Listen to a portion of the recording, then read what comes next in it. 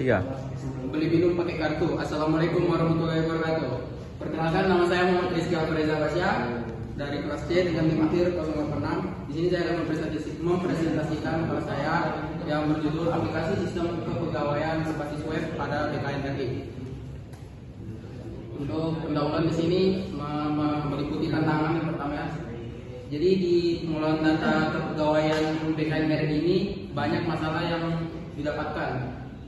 Pertama itu ada proses lambat, terus tuh rentan kesalahan, terus kurang terintegrasi. Jadi proses lambat di sini ini kan masih prosesnya bisa dibilang menggunakan Microsoft Excel yang saya dapati. Jadi membuat administrasinya itu lambat. Terus rentan kesalahan kenapa? Karena dia masih prosesnya belum terstruktur dengan basis datanya itu.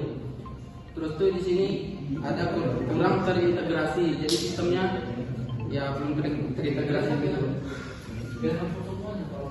Jadi solusi yang pertama di sini yang bisa saya dapatkan yaitu data terpusat. Jadi artinya di sini pengelolaan datanya langsung kepada satu sistem. Jadi untuk beberapa fiturnya itu dijadikan dalam satu sistem saja.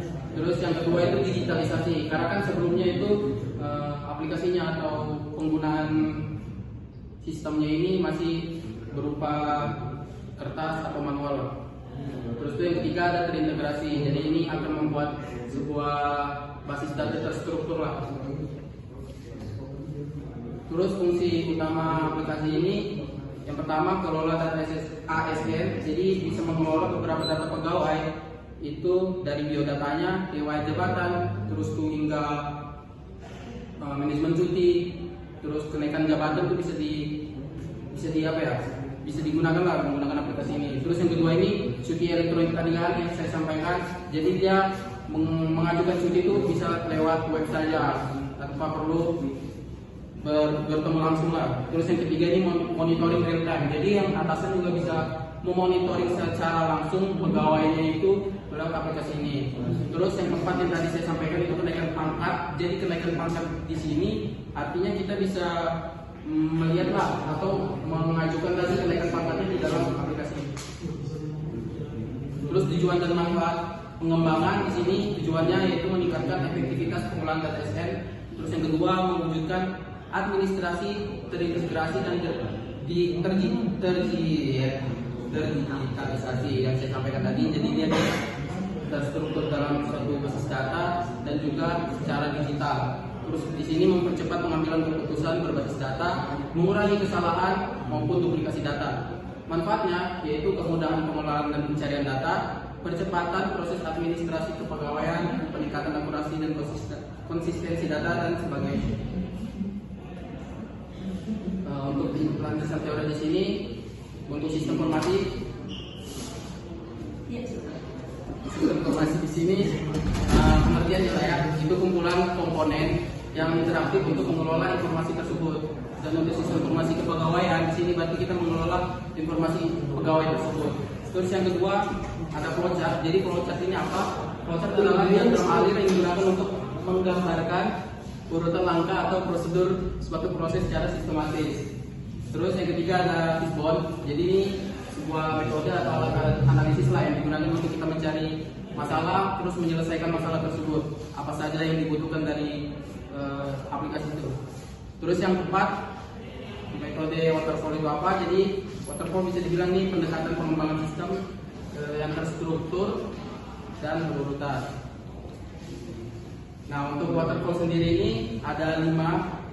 Terus yang pertama itu ada analisis kebutuhan. Jadi kita menganalisis kebutuhan apa saja yang diperlukan dari aplikasi tersebut. Aplikasi tersebut ini membutuhkan apa saja. Terus yang kedua kita mulai merancang sistemnya. Dari yang kita ambil dari analisis tadi, kita rancang sistemnya. Terus yang ketiga itu kita akan mengimplementasikannya itu di dalam aplikasi tersebut. Terus yang keempat kita akan melakukan pengujian aplikasi tersebut. Jika sudah berhasil, itu akan lanjut ke tahap selanjutnya itu pemeliharaan. Jadi kita akan memperbaiki bug-bug atau error-error apa saja dari aplikasi tersebut. Nah untuk menggunakan masalah fishbone di sini, saya menekankan ada 4. Yaitu metodenya, manajemen, manusianya, terus juga dari lingkungannya. Nah untuk menggunakan flowchart di sini gambaran kasarnya ini bisa disini. Nah, jadi untuk mulai dari programnya, ini ada login pengguna, terus nanti pengguna bisa menginput pilihan menu. Jadi menunya di sini ada 3, yaitu ada data pegawai, manajemen cuti, laporan administrasi, ada 4 nih, sama logout. Jadi kalau tidak memilih dari beberapa pilihan ini akan masuk ke output pilihan tidak valid dan akan kembali ke login pengguna di sini dan dia akan harus menginput pilihan lagi. Nah, jika pengguna menginput pilihan di data pegawai, di sini dia akan menginput atau editlah data pegawai tersebut. Terus di sini aplikasinya akan memproses data pegawai tersebut dan outputnya akan menampilkan data pegawai dan dia akan kembali lagi looping lagi ke menu atas lah, input pilihan menu. Terus jika pengguna memilih menu manajemen cuti, di sini penggunanya input form pengajuan cuti. Terus di situ nanti aplikasinya akan memproses, yaitu menghitung sisa cutinya berapa. Nah, jadi nanti di aplikasinya akan mengirim lagi pengajuan cutinya itu ke atasannya, apakah disetujui atau tidak. Jadi kalau jika sudah disetujui akan keluar outputnya itu mendapatkan, kalau tidak disetujui akan mendapatkan notif penolakan dan dia akan kembali lagi ke menu awal, yaitu untuk input pilihan menunya. Dan jika iya, dia akan menampilkan data cuti dan kembali lagi ke menu awal. Nah, terus untuk pengguna jika memilih menu laporan administrasi, di sini sebenarnya ada banyak, cuman ini untuk gambaran kasar keseluruhannya. Jadi pengguna bisa input menu laporannya, apa saja yang mau diperlukan, terus nanti sistemnya akan memproses data dan menampilkan laporan tersebut. Untuk dari analisis tadi kan ada beberapa tuh laporannya, seperti pengajuan cuti, kenaikan jabatan, terus sistem jabatan lainnya. Iya. Nah, setelah itu dia untuk keluar dari sistemnya atau aplikasinya, dia bisa pilih menu logout dan akan selesai. Seperti itu. Nah, untuk hasil dan pembahasannya kan tadi kendala utamanya itu prosesnya masih manual. Terus tuh masih kurang terstruktur lah datanya. Terus tuh ada risiko human error, yaitu yang tadi kesalahannya masih rentan lah. Terus ada keterlambatan pengambilan keputusan administratif. Dan untuk solusi aplikasi web ini, pertama ada pengelolaan data terpusat, akurat dan real time. Jadi dari atasan juga bisa memonitoring pegawai ini secara real time. Terus ada digitalisasi proses peningkatan efisiensi. Jadi yang tadi penggunanya secara manual, ini dibuat secara digital.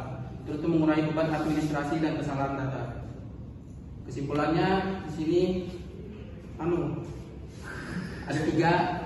Jadi dia bisa efektivitas ini akan meningkatkan penggunaan TSN-nya akan efektivitas. Terus itu efisiensi, yaitu percepatan dari administrasi, dan akurasinya yang pastinya, jadi meminimalkan kesalahan dan duplikasi data.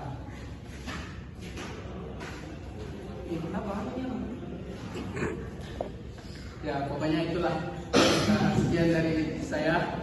Jalan-jalan ke Kediri. Assalamualaikum warahmatullahi wabarakatuh.